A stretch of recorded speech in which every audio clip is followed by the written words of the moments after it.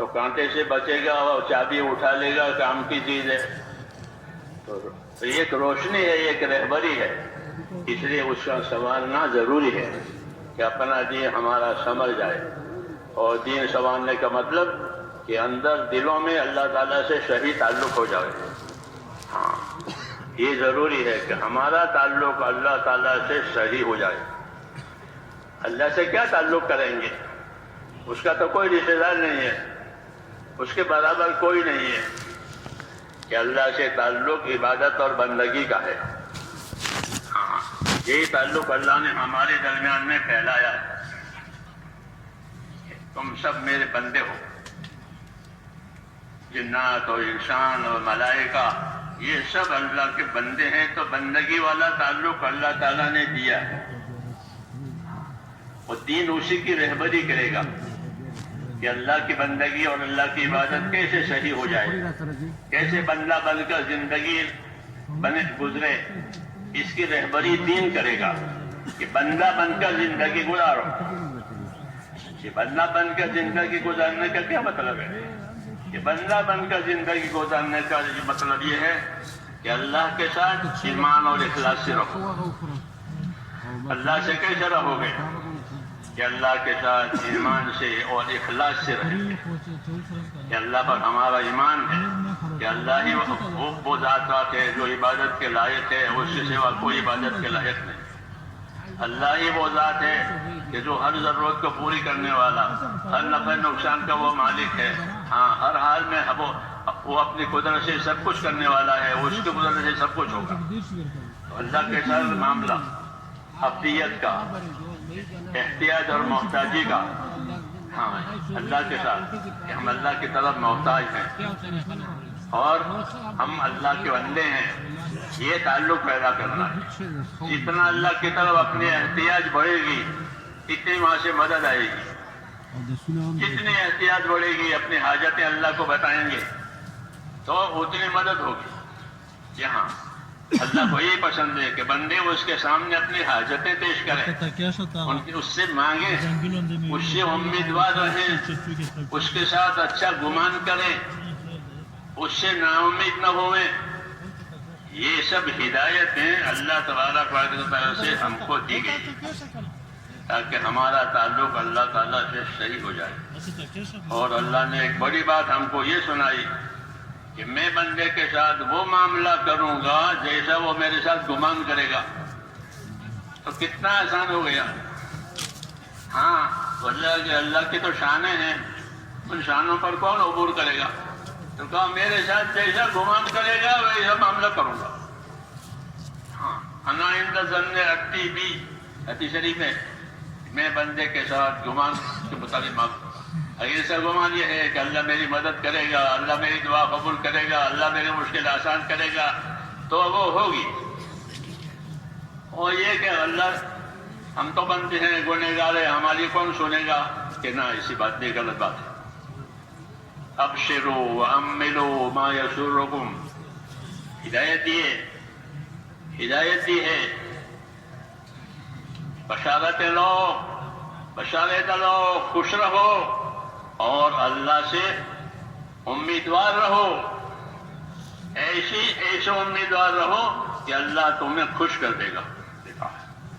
اللہ سے امیدوار رہو، اللہ تمہیں خوش کر دے گا. ابشروا واملوا ما یسرکم، جو تمہاری خوشی ہے وہ تمہارے پاس آئے گی، تمہیں خوشی حاصل ہو جائے گی. اللہ سے امیدوار رہو.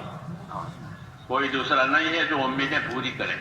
ہاں، اللہ کی وہ ذات ہے جو امیدیں پیدا بھی کرتی ہے دلوں میں اور امیدیں پوری بھی کرتی ہے. یہ تعلیم دی ہے کہ اپنا اللہ کے ساتھ تعلق صحیح کرو، یقین کا، خوف کا، اچھے گمان کا اور اطاعت کا. یہ اس کے عوامل ہیں. اللہ سے صحیح تعلق ہے کہ اللہ تعالیٰ کا خوف بھی ہو. اللہ تعالیٰ کا خوف ہو کہ اللہ تعالیٰ کا خوف کہ اس میں بڑی خیر ہے. جو اللہ سے ڈرے گا وہ اللہ کی طرف چلے گا. یہ ہے اللہ کے خوف کی تاثیر الگ ہے. دنیا میں کسی مخلوق سے خوف ہو تو آدمی اس سے بھاگتا ہے، دور رہتا ہے. کہ شیر کا خوف ہے یا سانپ کا خوف ہے تو اس سے دور ہو جائے گا، آدمی اپنے آپ کو بچائے گا. اور اللہ کا خوف کہ اللہ کے خوف میں یہ تاثیر ہے کہ جس کو اللہ کا خوف ہوگا وہ اللہ کی طرف جائے گا. کیوں کہ خوف کی چیزوں سے بچانے والا بھی وہی ہے اور نفع کی چیزیں دینے والا بھی وہی ہے, اور کوئی ہے نہیں. کہا جاوے ہاں حضور صلی اللہ علیہ وسلم کے بارے میں سنتے ہیں کہ ہوا میں تیزی آ جاتی تھی وغیرہ کوئی حالات ہوتے تو آپ فوراً اللہ کی طرف متوجہ ہو جاتے تھے, نماز میں مشغول ہو جاتے تھے, کیونکہ یہ چیزیں اللہ کی طرف سے آ رہی ہے, کسی اور طرف سے نہیں آ رہی ہے. اس لیے خوف کا پیدا ہونا, خوف کا بڑھنا, یہ تو ایمان کے بڑھنے کی نشانی ہے. جب یہ خوف پیدا ہوگا تو اللہ کی طرف رجوع زیادہ ہوگا. خوف کی وجہ سے من خاف ادلج ومن ادلج بلغ المنزل, حدیث شریف میں کہ جو ڈرا وہ تو جلدی چلا. یہ ایک طبیعت انسانی بتائی ہے کہ کسی سے کا ڈر ہوتا ہے اس کے فوت ہونے کا تو آدمی جلدی جاتا ہے, بس نکل جائے گی, گاڑی نکل جائے گی, دواخانہ بند ہو جائے گا وغیرہ وغیرہ ہوتا ہے نا, تو آدمی جلدی جاتا ہے. خوف کی کیفیت اللہ نے پیدا کی ہے اس لیے کہ مقصد کی طرف جلدی کرے. حکمتیں ہیں اللہ تعالیٰ کی, حکمتیں ہیں اللہ تعالیٰ کی کہ بندوں کے لیے خوف کو پیدا کیا کہ خوف ان کو مقصد کی طرف مددگار بنتا ہے. کہ ہاں جو لاپرواہ ہوتا ہے, بے خوف ہوتا ہے, وہ محروم رہتا ہے. تو خوف میں حکمت ہے. خوف پاگل کرنے کے لیے نہیں ہے کہ ڈرتے ڈرتے پاگل ہو گیا, عقل کھوئی کہ نہ وہ خوف نہیں, بلکہ وہ خوف ہے کہ جو اللہ کے تعلقات کو صحیح کراوے, اللہ کے حقوق کی سمجھ دے. یہ تو اس لیے حضور صلی اللہ علیہ وسلم اللہ تعالیٰ سے خوف مانگتے تھے. وہ تو حضور صلی اللہ علیہ وسلم کے زندگی میں تو تھا ہی خوف, ہم کو سکھانے کے لیے کہ تم بھی اللہ تعالیٰ کا خوف مانگو. ہاں ورنہ آپ صلی اللہ علیہ وسلم سب سے زیادہ اللہ سے ڈرنے والے تھے. یہ آپ نے اپنے بارے میں خود بتایا ہے, انی لاخشاکم واتقاکم للہ, کہ میں تم میں سب سے زیادہ اللہ سے ڈرنے والا ہوں اور میں تم میں سب سے زیادہ اس کی ناراضگی سے بچنے والا ہوں. یہ تعارف کرایا ہے اور اس میں دعوت ہے, یہ تعریف نہیں ہے بلکہ تعارف کرایا ہے اپنی حیثیت کا, اپنے منصب کا, کہ میں تم میں سب سے زیادہ اللہ سے ڈرنے والا ہوں اور میں تم میں سب سے زیادہ اس کی ناراضگی سے بچنے والا ہوں. انی لاخشاکم واتقاکم للہ, یہ ہم کو تعلیم دی ہے کہ اللہ کے ساتھ تمہارا معاملہ کیسے ہوگا. یا ہماری شریعت میں اللہ سے نڈر ہو جانا کفر ہے. اللہ سے نڈر ہو گیا کہ یہ کفر ہے. ایمان کا تقاضا ہے کہ اللہ سے ڈرے, اور اللہ سے ڈرنے کا مطلب یہ ہوتا ہے کہ اللہ کی نافرمانی سے اپنے آپ کو بچاوے اور اللہ کی طرف سے جن چیزوں کا مطالبہ ہے وہ مطالبہ پورا کرے. یہ ڈرنے کا مطلب ہے. تو اس لیے حضور صلی اللہ سے ڈر مانگتے تھے کہ اللہ مجھ کو اپنا ڈر دے. یہ ہم کو تعلیم دی ہے کہ مجھ کو اپنا ڈر دے. کہ کتنا ڈر, بعض مرتبہ ڈر اتنا ہوتا ہے کہ آدمی پاگل ہو جائے, اس کے حواس باختہ ہو گئے, ڈر گیا. کہ اتنا ڈر نہیں. ہر چیز کی مقدار, ہر چیز کی ترتیب بتانا نبی کے ذمہ ہوتا ہے. حضرت فرماتے تھے نبی نیت بھی بتائے گا, عمل بھی بتائے گا, ترتیب بھی بتائے گا, تاکہ کام پورا ہو جائے. نبی کے ذمہ ہے کہ نیت بتاوے, عمل بتاوے, ترتیب بتاوے, تاکہ مقصد پورا ہو جائے. کہ کس نیت سے کرو گے اور کیا کرو گے اور کس طرح کرو گے. تو نیت, عمل, ترتیب یہ تعلیم ہوتی ہے پیغمبر کی, تاکہ زندگیوں کا رخ اللہ کی طرف صحیح ہو جائے. کیونکہ دین جو ہے میرے بھائیوں, بقول مولانا الیاس صاحب رحمۃ اللہ علیہ کے دین یہ اعمال کے مجموعے کا نام ہے. دین دال یا نون 3 حرف ہے, اور اس کا اطلاق, اس کا مطلب کیا ہوتا ہے کہ دین, تو فرماتے تھے کہ دین وہ اعمال کے مجموعے کا نام ہے. جیسے گلدستہ ہوتا ہے نا پھولوں کا مجموعہ, ایسے دین یہ 3 اعمال کے مجموعے کا نام ہے کہ دین میں بہت سے اعمال ہیں. بعض اعمال کا تعلق دل سے ہے، دل کا عمل ہے. دل کا عمل ہے کہ اللہ پر یقین کریں. اس کو ایمان کہتے ہیں کہ اندر سے اللہ پر یقین کر کے اللہ ایک ہی ہے، وہی عبادت کے لائق ہے، اور اس سے ڈرے اور اس سے امیدوار رہے. یہ دل کا کام ہے، یہ دل کا کام ہے. یہ اندر سے ہوگا کہ اندر خوف بھی پیدا ہوا، اندر امید بھی پیدا ہوئی، اندر تعلق بھی پیدا ہوا کہ میرا دل میرا پروردگار ہے جس نے مجھ کو پیدا کیا ہے اور اپنی عبادت کے لیے پیدا کیا ہے. یہ اندر دل کا تعلق. اس کے بعد اعضاء اور جوارح کا تعلق. اعضاء اور جوارح کا تعلق. تو اعضاء اور جوارح کے لیے اس کا دین دیا ہے. آنکھوں میں آنکھوں کا دین، کانوں میں کانوں کا دین، ہر چیز کا دین، ہر چیز کا دین ہے. کہ دلوں میں کیا ہوگا کہ دلوں میں ایمان اخلاص ہوگا. حدیثوں میں ہے اللہم طہر قلبی من النفاق، یا اللہ میرے دل کو نفاق سے پاک کر دے. نفاق حضور کے زمانے میں تھا، منافق لوگ تھے. اب کوئی منافق نہیں ہے، یا کافر ہے یا مشرک ہے. پھر دعا کیوں مانگی ہے؟ پھر دعا کیوں مانگی ہے کہ میرے دل میں سے نفاق نکال؟ تو یہاں نفاق سے مراد یہ ہے کہ اخلاص کا نہ ہونا، بناوٹ. یہ بناوٹ میرے دل میں سے نکال دے. اللہم طہر قلبی من النفاق، یا اللہ نفاق میرے دل میں سے نکال دے، بناوٹ نکال دے، حقیقت میرے دل میں پیدا کر دے. اللہم طہر قلبی من النفاق وعملی من الریا، یہ اسی پر قرینہ ہے اس کے اوپر. اور میرے عمل میں سے ریاکاری نکال دے. یہ تعلیم ہے کہ دل میں اخلاص ہوگا، نفاق نہیں ہوگا، عمل میں بھی اخلاص ہوگا، ریاکاری نہیں ہوگی. اللہم طہر قلبی من النفاق وعملی من الریا ولسانی من الکذب، اور میری زبان کو جھوٹ سے بچا لے. کیونکہ یہ سب نفاق کے اعمال ہیں، اندر کچھ باہر کچھ، زبان پر کچھ.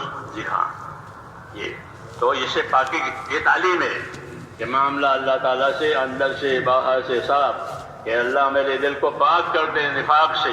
یعنی دل ایسا نہ ہو کہ اس میں اخلاص نہ ہو، بلکہ اللہ کی طرف توجہ ہو، اللہ کی طرف انابت اور اللہ کی طرف دل کا رخ ہو. جی ہاں، تو کافر منافق کا رخ نہیں ہوتا اللہ کی طرف، وہ بناوٹ کرتے ہیں. اس لیے کہا کہ میرے دل میں سے نفاق نکالے. طاہر قلبی من النفاق وعملی من الریا، اور میرے عمل میں سے دکھاوا نکال دے. کہ میرا عمل لوگوں کو دکھانے کے لیے نہیں ہو یا کسی ظاہری غرض کے لیے نہ ہو، بلکہ میرا عمل اس لیے ہو تاکہ میرا اللہ مجھ سے راضی ہو جائے، اور جو تقاضا میرے اللہ نے مجھے دیا ہے اپنی بندگی عبادت کا وہ مجھ سے پورا ہو جائے. جی ہاں، وہ تقاضا مجھ سے پورا ہو جائے. اس لیے کہا میرے عمل کو ریا سے، اور میرے دل کو نفاق سے، اور میری آنکھ کو خیانت سے بچا لے. کہ میری نظر میں خیانت نہ ہو. وائے نہیں میرا خیانت کہاں کہ نظر میں خیانت ہوتی ہے. چور چوری کرنے کے لیے آتا ہے تو سب دیکھتا ہے، اور لوگ بھی دیکھتے ہیں، وہ بھی دیکھتا ہے. لیکن چور کی نگاہ میں اور دوسروں کی نگاہ میں فرق ہے. کہ چور کی نگاہ وہ اپنے تقاضے کے لیے ہوتی ہے کہ کہاں مقام ہے، کون غافل ہے، کون بے، تو اس کا سامان اٹھا لے. یہ دوسروں کی نظر ایسے نہیں ہوتی ہے، وہ اپنے سامان کی حفاظت، اپنے کام کی حفاظت میں، تو اس کی نگاہ الگ، وہ خیانت کی نظر ہے. اس نظر میں خیانت ہے. تو اس لیے کہا کہ میرے دل کو نفاق سے پاک کر دے، اخلاص سے بھر دے، اور میرے عمل کو ریا سے پاک کر دے. اس میں للہیت پیدا کر کہ میری حرکت جو ہے وہ تیری رضا حاصل کرنے کے لیے ہو. عمل حرکت کا نام ہے، تو میری حرکت کہ وہ تیری رضا حاصل کرنے کے لیے ہو. ہاں، اور اس میں کوئی دغا نہ ہو. اس لیے کہا میری آنکھ کو بھی خیانت سے بچا لے، دغا سے بچا لے. تو زندگی کی صفائی کی یہ شکلیں بتائیے کہ ہماری زندگی میں نفاق نہیں ہوگا، ریاکاری نہیں ہوگی، خیانتیں نہیں ہوگی. تو کیا ہوگا کہ اخلاص ہوگا. اللہ کو راضی کرنے کے لیے دل دیا ہے، اور پھر دل کے بعد بدن کے اعضاء ہیں. تو بدن کے اعضاء کو اللہ تعالیٰ نے عمل کے لیے پیدا کیا ہے. بدن کے اعضاء سے عمل ظاہر ہوگا، ہاں اچھا یا برا. یہ بدن کے اعضاء قیامت میں جو جو عمل ان سے ہوئے ہیں ان کی گواہی دیں گے. آنکھیں گواہی دے گی آنکھیں گناہوں کی، ہاتھ پاؤں گواہی دیں گے اپنے اپنے گناہوں کی. یہ خود بولیں گے. یہ فضائل کی کتابوں میں حضرت شیخ نے بہت تفصیل سے لکھا ہے. تو بدن کے اعضاء عمل کے لیے ہے، بدن کے اعضاء عمل کے لیے ہے، تو وہ عمل قائم ہو جانے جو مطلوب ہے، اس کے خلاف کوئی عمل نہ ہو. یہ تعلیم دی ہے کہ دلوں میں یقین آوے، اللہ کی طرف رجوع آوے، اخلاص آوے، اور اعضاء میں اتباع آوے. اعضاء میں اتباع آوے. کس چیز کی اتباع؟ کہ حق کی اتباع، سنت کی اتباع. ہاں اعضاء سے. ہاں اس طرح اپنی زندگی کو سنوارنے کے لیے یہ راستہ بتایا اور دعا مانگی کہ اللہ میری زندگی سنوار دے. اللہم اصلح لی دینی، میری زندگی میرا دین سنوار دے، میری دنیا سنوار دے، میری آخرت سنوار دے. یہ دعائیں مانگی. میری دنیا سنوار دے کیونکہ دنیا میں میرا گزارا ہے، دنیا میں میرا گزارا ہے. آدمی دنیا گزارے کی جگہ ہے، یہاں سے آدمی گزرتا ہے روز روز، پھر گزر جاتا ہے. تو یہ میرا گزارا ہے کہ میری دنیا بھی سمجھ جاوے، اس میں کوئی بات ایسی پیدا نہ ہو جاوے کہ جو میرے گزارے میں بھی نقصان کرے اور میرے مقصد حیات میں بھی رکاوٹ بنے. اور میری آخرت سنوار دے. تیسری دعا مانگی کہ یا اللہ میری آخرت سنوار دے. کہ کیوں؟ کہ وہ تو میرا اصلی ٹھکانہ ہے بھی، وہاں سے کہیں جانا ہی نہیں ہے. تو دین سنور جاوے، دنیا سنور جاوے، آخرت سنور جاوے. ہاں اس سب کے لیے اللہ تعالیٰ نے رسول کو بھیجا اور دین دیا ہے. دین تو ہے ہی دین. یہ دین صحیح معنی میں آیا یعنی اندر کا یقین صحیح ہو گیا، خدا کا خوف پیدا ہوا، اور جان مال کا استعمال اللہ کے حکموں کے مطابق ہو گیا. یہ دین ہوا. یہ دین ہوا کیونکہ جان اور مال کی جتنی طاقتیں اللہ تعالیٰ کی طرف سے ہم کو ملی ہے وہ نعمت کے طور پر بھی ہے اور امانت کے طور پر بھی ہے. اس میں دونوں پہلو ہے. یہ نعمت ہے جان یعنی حیات امانت ہے. ہاں موت تو مصیبت ہے. موت کیا ہے؟ مصیبت الموت. قرآن شریف مصیبت الموت، موت مصیبت ہے. تو حیات کہ حیات نعمت ہے. کہ ہاں حیات نعمت ہے. حدیث میں ہے کہ سب سے افضل آدمی کون ہے؟ کہ من طال عمرہ وحسن عملہ. کہ افضل آدمی وہ ہے کہ جس کی عمر لمبی ہوئی اور اعمال اچھے ہوئے. کہ برا کون ہے؟ کہ عمر لمبی ہوئی اور اعمال برے ہوئے. تو حیات نعمت ہے. زندگی نعمت کے طور پر دی ہے. ہاں تو جس طرح زندگی نعمت ہے ایسے ہی زندگی امانت بھی ہے. امانت ہونے کا مطلب یہ ہوتا ہے کہ ہم اس کے مالک نہیں ہیں. کیونکہ امین آدمی امانتوں کا مالک نہیں ہوتا بلکہ وہ امانت سنبھالنے کا ذمہ دار ہوتا ہے. تو ہمارے بارے میں یہ کہا گیا کہ زندگیاں امانت ہے تمہارے پاس، اس لیے وہ زندگی کو کوئی نہ بگاڑے. ہاں زندگی نہ بگاڑے بلکہ زندگی کو سنبھالے. زندگی سنبھلتی ہے دین سے اور بگڑتی ہے گناہوں سے، نافرمانیوں سے. اس لیے دین کو سنبھالنا اس کی تعلیم دی ہے تاکہ